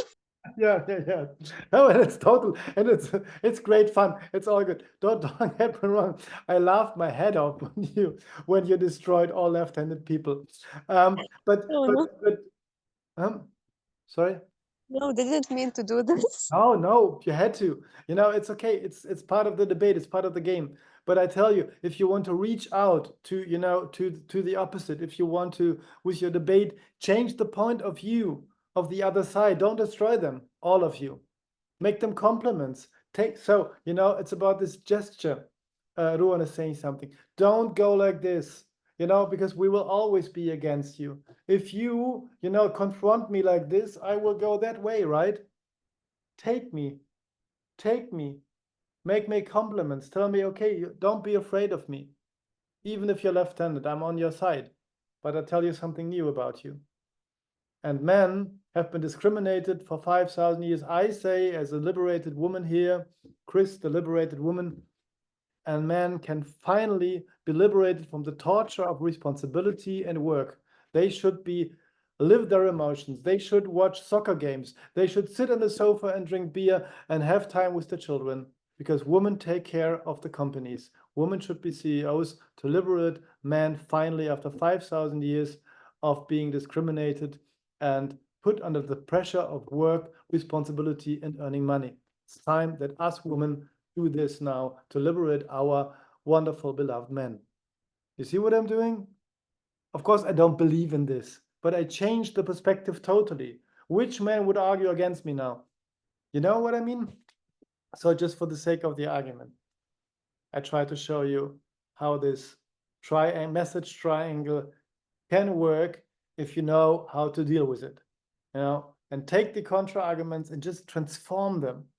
It's not fake news. I mean, it's somehow even true. You can transform them like this. But Rowan was saying something, and I don't know. And I also want to come to an end because we're running out of time. So, but yeah, okay. Rowan, you raised your hand. Yes, Chris, I wanted to tell you that I have to leave. Okay. Yeah. I'm really sorry. Don't worry. It's okay. Thank you. I'm only a left-handed stupid man. So would you leave alone with the group? Bye, everyone. Enjoy. Bye. Bye. Okay. So last 10 minutes, promised. So yeah, but do you understand what I try? So great debates from all of you, and also you can ask questions. The opposite. So and just ask questions and turn their arguments around. Use them. Yeah, asking questions will lead to a point where your opponent will have a contradiction in her or his argumentation. Always, it's always the same. So you can use that. We cannot do everything in 90 minutes, and we have 120 minutes already. But I hope you can see now a little bit of our concept from elda and how you can, with a lot of respect and techniques, use the contra arguments and make them your best weapons. I have two more things because I promised last time, and I will share the. But you did a great job. So congratulations again from my side. It was really a great debate, and I enjoyed it a lot. Really, thank you so much. It was good, and when we see in real life, we will debate even better the whole day. And I appreciate that you did this. Really, this is great. So I just go to, because I promised that I show you the dirty tricks. And I told you last time about this German philosopher called Schopenhauer, Arthur Schopenhauer. I don't know how you pronounce him in Arabic, but he he wrote very serious, you know, philosophical books, very heavy books, but he also wrote this wonderful little booklet about 38 ways to win an argument, even if you don't know what's it about. So the art of being right. It's sarcastic. It's not, you know, yeah, I don't know whether he really takes it serious, but it's super interesting because most of his arguments in his book are used today in private fights, as well as if it comes to like dictatorship propaganda and conspiracy theory. So actually it makes sense to look at it. It's like a very old ancient language he speaks in, but I promised I will summarize it and show you at least 3 or 4 dirty tricks from Schopenhauer. So the first trick, he calls it the extension. So we just take the opponent's assertion beyond its natural limits and interpreting is generally as possible, taking in the broadcast possible sense and exaggerating his own, on the other hand, in the narrowest possible sense, contracting it within the narrowest possible limits. So, for example, you know, so, you know, we take the argument of the other and make it super big, that it way becomes, you know, weak.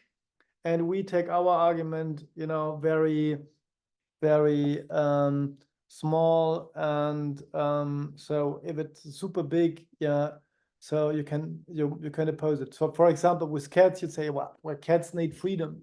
And freedom is like liberal, but liberal also is anarchy. And anarchy is what we don't need. So, you know, cats just can't, you know, can't be stable animals because they need the freedom. They need to be out there. We all know this. They live on roofs. They disappear. They don't come back. They break our hearts. But dogs, they are with us all the time, you know? So like this, first thing. Then I have 2 more. Trick 8, to provoke the opponent to anger. Because in anger, he or she is unable to judge correctly and perceive his advantage. You make him angry by bluntly wronging and harassing him and being impertinent in general. This is not nice. I said it's dirty tricks. Don't use it. Just know if somebody's doing it to you. Yeah. So I'm not saying that you should use it, but it's good that you know that these tricks always work. By the way, yeah, I'll tell you in the end. So trick 9. Do not ask the questions in the order which the conclusion to be drawn from there requires, but in all sorts of shifts. Then the opponent does not know where you are going and cannot anticipate, nor can you then give his answers to different questions.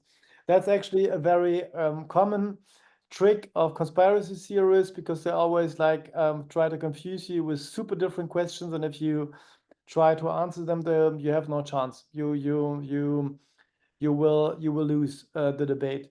So actually, it's really interesting to read about these tricks, not to use them, but to be aware of them if somebody is using it.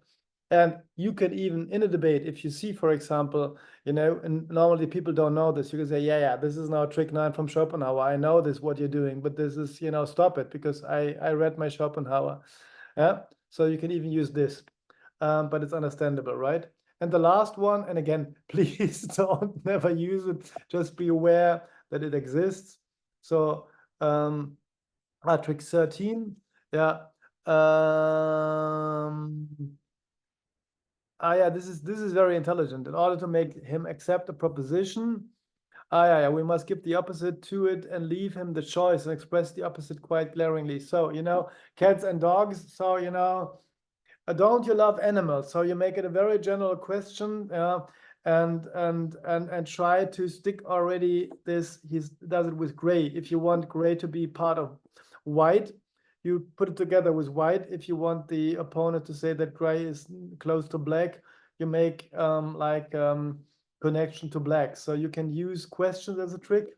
And the last one, and most dirty one, is the last trick is, this is so mean and you should not do it. It's totally haram, but it's super, yeah, unfortunately, super useful. When you really realize that your opponent is superior and that you will be proved wrong, just become personal, insulting, and rude. Becoming personal consists in moving from the subject of the dispute because you have lost the game to the disputant and attacking his person in some way. So this is from Schopenhauer. I'm not saying that you should use it at all. I'm just saying, and I promised you last time, there are dirty tricks. There are 38 tricks. You find them in German, just in the internet as PDF. In English, I had to just translate them. And again, I'm not saying that you should use them, but it's good to know them. Fun fact in the end, and then up to you to ask some questions, and then we are ready for the session. When I studied back then in Oxford, we all read Schopenhauer in English and German, and we were a bunch of students and debated a lot. And we all knew that the others knew Schopenhauer and that they were just using tricks, and this made you even more angry. If I know that Abir is just taking Schopenhauer and I know exactly the trick she's taking, I'm just taking you, Abir, because your camera is on, then it makes me not less angry, but more angry, because I see, shit, she knows the same book.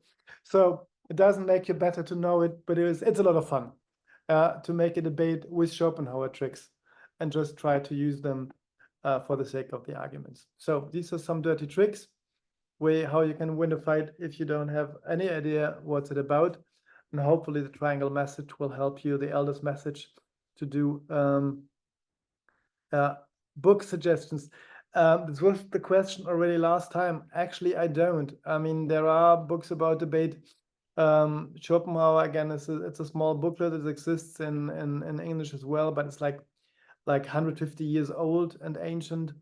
I always recommend, okay, Chris Voss teaches the art of what? Okay, but it's a good question. Let's ask the good David Axelrod. Okay, yeah, and Karl Rove teach campaign. There are also some TEDx, but this is more like for talking, negotiation. Okay, but we'll have a look. If we find some, we put it in the chat. I always work with this mix from Aristoteles, and Harvard University, and we create our own technique. But there are a lot. No, Nastya, it's me to thank you. So I would say it's an end for now. But if there are questions, of course, I'm there. Are there questions, remarks, final remarks from your side? Did you enjoy the lesson? Was it okay? I mean, it was high-speed lesson. Miriam raised her hand. Go ahead, please. First of all, thank you for everything and for all the lessons. And yes, it was very helpful, and all the points you have told me, I totally agree, and I will start working in another way. Thank you very much. And is this our last session? No, it's not. Sorry. Yeah, thank you. Oh, I'm so stupid. You see, left-handed people. Never give left-handed people power. So, yeah, never. Okay, so the thing is, thank you, Miriam. Very good point. Okay, due to the current situation, which you know much better than we do here in Berlin, so we postponed the information mail for 1 or 2 weeks to see, hopefully, inshallah, wallah, smallah, mashallah, the situation will not escalate but de-escalate in the next 2 weeks. But we will send it out from Monday, 26th of August. So please be patient and forgive us. It's not that we don't want, but we want to have a look on the situation. And as I told you, we want to invite as many participants as possible, but we don't know yet. We really hope that it will de-escalate or stays like it is at the moment, and not more civilians and not more wonderful people like you will be affected by this awful escalation at the moment. We try everything to continue the project as planned with travels. So we're planning to do exactly this. We just postpone the information mail. The next session will be August the 20th, 5 p.m. Berlin, 6 p.m. Lebanese and MENA time and Palestinian time. It will be about leadership and empowerment, also about female leadership and empowerment, and a kick-out session with Steffi, with Sabine, Abiad, and Rowan. Again, I will also be there in the end, at least. It's the same Zoom link. And it's next week, right? Yeah, next Tuesday, I guess. And if there are any questions, you are all in the group. Laura, I think you're still not in the group. Just if you allow me, I will add you also to our Leadership and Debate WhatsApp group. Then you're in. And yeah, that's the next session. Apart from this, are there more questions? Thank you, Miriam, for reminding me what I had to share.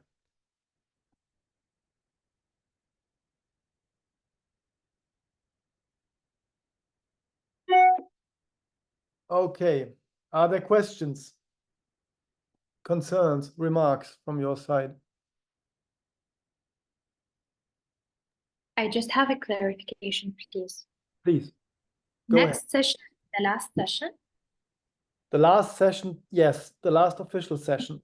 Yes, Yes, the last. because as per our schedule, as per the dates that for the master classes, the last class was today, but then we have another class on 20 August.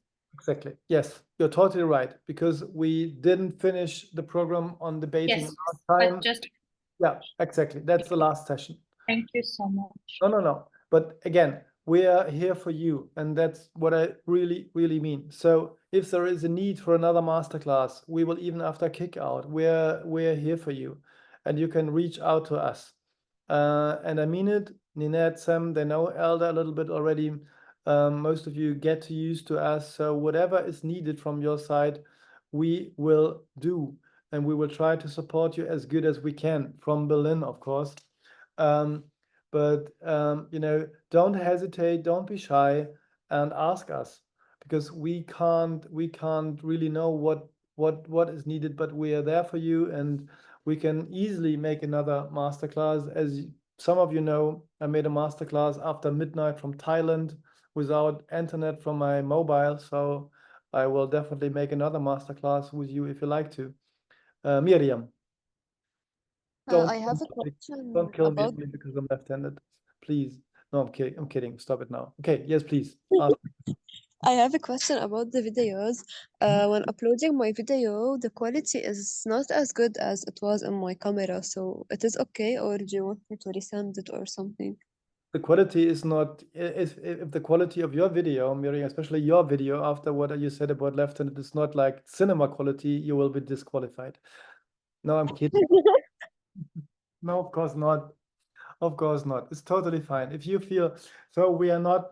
We will not. It will be, yeah. So for the jury, it will be a super hard decision making anyway. As you know, we don't have the budget to have all of you. This group, especially here again, is so cool. I would really love to have you all without any video and quality check and so on and so forth. We have to make a decision somehow. And even if you are not chosen, and it's not me to choose, it's the jury. We always do this because I cannot choose. I would choose you all. It would be impossible. I'm not able. I love you all. I want to work with all of you, and that's also why we wait one more week. Don't worry about the quality. If you feel better, yes, exactly, Tracy. That's why we want to check for the next 2 weeks and see what's possible, and then we will discuss exactly for this reason to see what will happen. Of course, you live in the Middle East. You never know. So you know, if you feel safe tomorrow, you can be unsafe tomorrow, and vice versa. But let's try to check then, you know, who could come to Lebanon and who could come to Jordan, and what are the costs, and then we will try to take as many of you to the two destinations, and work with you. Okay. Adam is coming.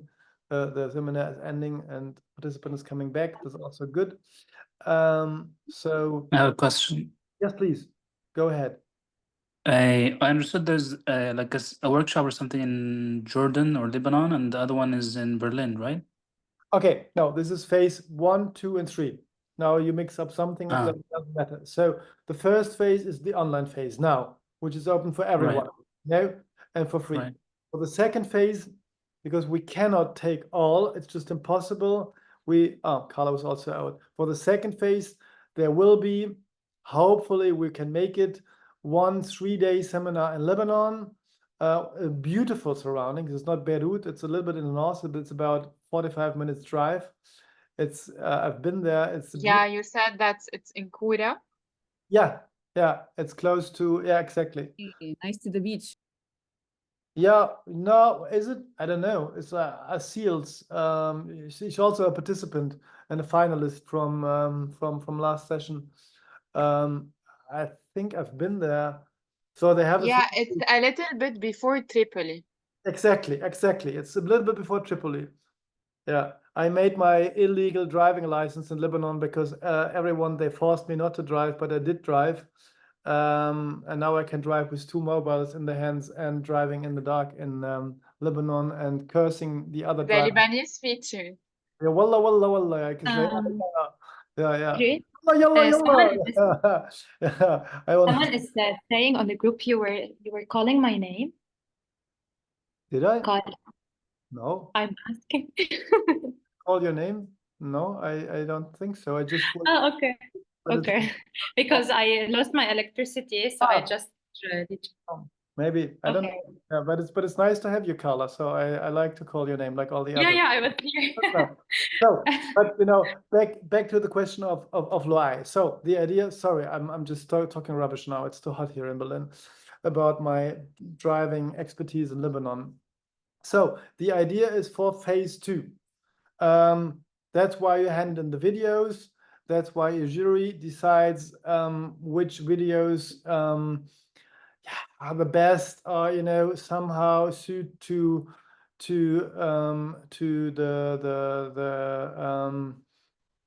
our criteria, and then we will try to take as many of you, hopefully 5, maybe more, to one group to this place close to Tripoli, and the other one to Amman. And we will count again in 2 weeks and see how the situation goes. And then all fingers crossed that the situation is stable and we can do what we try to do. And then we can see who could come to Jordan and who could come to Tripoli. And, it's not Tripoli, it's a bit like close to it. And let's try to take as many of you as possible. And the budget allows us to get there. And then the finalists who hand in a campaign, and then another jury decides about this, they are invited to come to Berlin, hopefully in November. But this then will be probably, is it okay to not participate to it? What do you mean? Hestia, I don't understand. Of course we don't force you to come to Berlin if you don't want. Or what do you mean? You don't want to participate where? Oh, no. I Chris? just meant trying to say that, for example, in my case, I did not submit a video because I won't be in Lebanon or Jordan or Berlin in each timelines that you suggest. So I don't know if there is an alternative to continue for the next phases or not. But yep. So you handed in the video or you didn't hand in the video? Like, which is I needed? didn't, but yeah. You didn't or you did? I did not. Okay, yeah, well, then you cannot continue. I mean, you can continue with elda, and of course, if there is online classes, stay in the group or whatever. But if you don't apply for phase 2, what do you mean? So you can, you can ask Sam and Inet. Of course, you can always come back and be part of the elda mafia. And if you are there or around and we have a dinner, you can join the group. But of course, if you don't hand in a video, then the jury cannot decide. So if there's no video and no application for the second phase, you can't be in the second phase. But you will definitely, if you like to, stay a member of this community and of elda and the group. So so this is okay. You can ask Sam, Ninette, and others. And even if you applied with a video and you're not chosen, stay with us. Don't leave, because that's we are already now, it's not a secret, applying for new seminars next year. So, and hopefully that we see all of you again, even if you're not chosen. by the jury, and we know who is in the second phase or not. So hopefully, if you like the way elda works with you, so stay with us, stay in the group. It's not a one-off, as I told you in the beginning. It's more like a mafia. Loai. Okay, thank you. No, thank you. Loai, you asked the I just question. wanted to ask last time you mentioned that the workshop in Jordan the phase 2 probably will be in Jordan. You said in late September, right? Yeah, it's planned. It's planned for now, but we have. Is it a final decision? What? Because that'll be in late September. Is it a final decision? No, that's why we have there is no final decision. This is a plan. At the moment, we cannot make any final decision because we don't know what's going to happen in the next 2 weeks. That's why we postpone everything, because no one knows, really. So we hope the best. So the plan is to do it in late September. I think so. This is the plan from 19th to 22nd or so. Or no? Wait. What are the dates we planned so far? I don't know. September. No, sorry. From 15th to 17th or so, September. This is the plan, but there is no final decision, and there is no final decision. This is just a plan at the moment because we cannot, we cannot make final decisions at the moment. It doesn't make sense. So, and if we see that, for example, let's say we choose 3 participants and they all can't do it at this time, then we would try to speak to the others and find a date which suits all of the participants who were chosen. So, but at the moment I cannot, but it always can happen that one of you can't come. So, and if 4 others can make it, then I hope you understand, but this is a theoretical discussion now, then it's not possible, but we try our best. Because I guess you want to say you're not available end of September. What is behind your Yeah, question? it's true. If it's late September, I can't because I have also a campaign in Brussels. But if it's from the 15th to the 17th, then I think it's fine. In Brussels. Okay, cool. Yeah. Yeah. So, but again, if you're in Brussels, it depends when, because we will also hopefully run a 3 days course in Berlin. Then you could come to Berlin. So I mean, like if you are in Brussels, for example. So we'll always try to find a solution. If you're chosen, then we will always try to make it exactly, hopefully possible for all of you. Okay. Are there more questions? Thank you very much for sharing this, and congratulations. If you're in Brussels, it's not so far from Berlin. We can try to meet. And other questions from your side? Concerns, complaints, new arguments against men or left-handed people or leaders of this academy? No, honestly, anything I can do for you right now? Any more questions, concerns, remarks? Yes. I want to say I'm sorry for all left-handed people. Why? Tell me. Why are you sorry? I feel bad. Yeah, you've been very bad.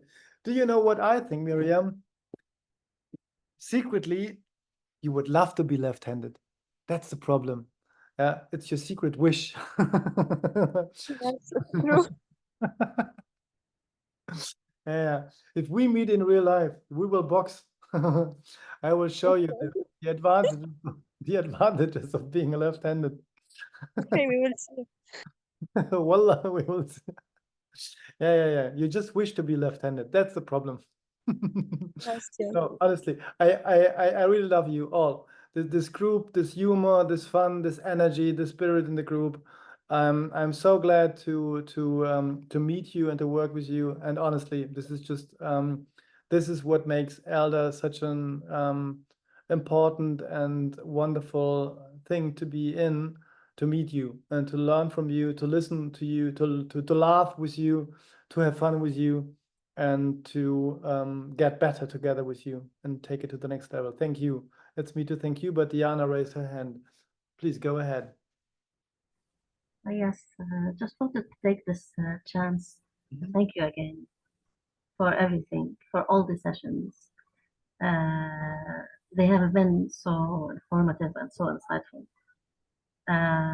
They added a lot of value to our daily lives, to our careers, actually.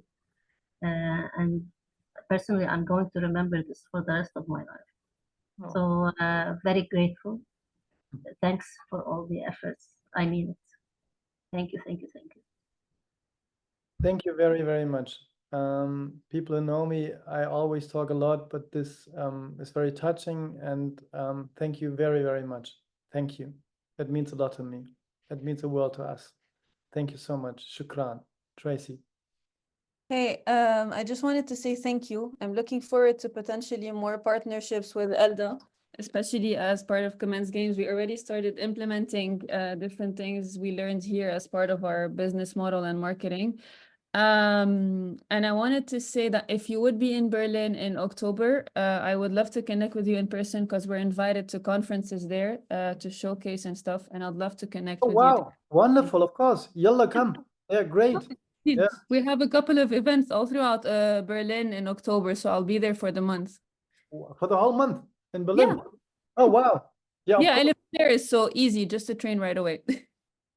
Where will you stay? Where exactly? I'm based in Paris, and so I have easy access to Berlin. Yeah, well, it's kind of a travel, but yeah, cool. Yeah, it's like it's like still 10 hours with a car. With a train, maybe easier, but great. Yeah. Let's do this. Of course, our elder office is in the middle of Berlin. Okay, perfect. Sounds Wonderful good. news. This is Connect wonderful there. news. Definitely come and join us. And and as you can see already, I don't know, Ninette is still there. I don't know, Sam left, but you see the people are really coming back. For example, Rowan, she also left. She was a participant. Only, Yeah, she's the one who introduced me to Elda, actually. We partnered wonderful. with her Yeah. and her initiative as part of Commence Games, yeah. Yeah, great. And she was a participant. She made it to Berlin. She won an award, and now she's our project partner and co-host. It doesn't mean that you have to win a prize. It just means, if you stay with us, like Ninette, or it's not about you have to be awarded. It's about the sustainability. So the whole idea of Elda is to empower, to network, to bring people together. It's great that Laura is here now. We accidentally met about a totally different case, and I asked her to come. Thank you so much for being here. Ask your colleagues in Frankfurt. Maybe you find 2 or 3 other students who would like to join this group. But the whole idea of Elda, why I founded this 10 years ago in Ukraine and then brought it to the Middle East, to empower the next generation of democratically inspired young people, to support you, to be one of you, and to make the world a better place, because I believe we can do it together. And we can make, if not the big world, then the small world, and we can make it bigger. And from a participant, typically you can become a project partner, or your own startup, or owner of your own business, of your own NGO, or the next female president. Who knows? I'm with you. I'll take the president. Sorry? I'll take the president option. Okay, cool. I'm You'll take already the the president founder. option. Okay, cool. Yalla go, Tracy. I will make your election campaign. Yes, please. Okay, cool. Deal. As you said, deal. Okay, good. We talk about this in October in Berlin and Paris. Both good places for that. And if Loai is in Brussels, so maybe we can all meet together. Would be super fun. Yes, for sure. Yeah, great. I think he left the chat, but yes, for sure. Yeah. Let's do that. Will be wonderful. Okay, really, yeah. So great. And don't hesitate to call me or Jessica or Ruan directly. Some of you already added me on Instagram. You don't have to do this. You can do this. That's totally fine. I'm there for you. We are there for you, and I'm totally grateful and thankful and honored to work with inspiring and powerful young future leaders like you. Shukran. Thank you very much. And we see you next week. And inshallah, wallah, yalla, in Lebanon, in Jordan, and later on in Berlin. And the future is our place to design and make it better. Thank you so much. Thank you so much for being here, taking your time, and have a nice evening. and don't kill your opponents because you're very well equipped now with debating skills. So be nice, even to left-handed people. They're stupid anyway. So thank you very much. No. I'm sorry, Miriam. It was just no. Miriam will be roasted for this Yeah, forever. for the rest of her life. Yeah. Here, left. Sorry for all the people left-handed in the world. And we recorded the session. We have it on tape.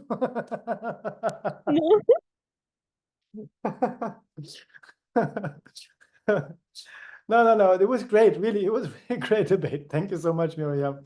We will make peace together. We'll see us. Okay. Okay. Thank you so much for this wonderful evening. You made my day. And see you later. Okay. Bye. Thank you. Shukran. Bye. Thank you. Bye.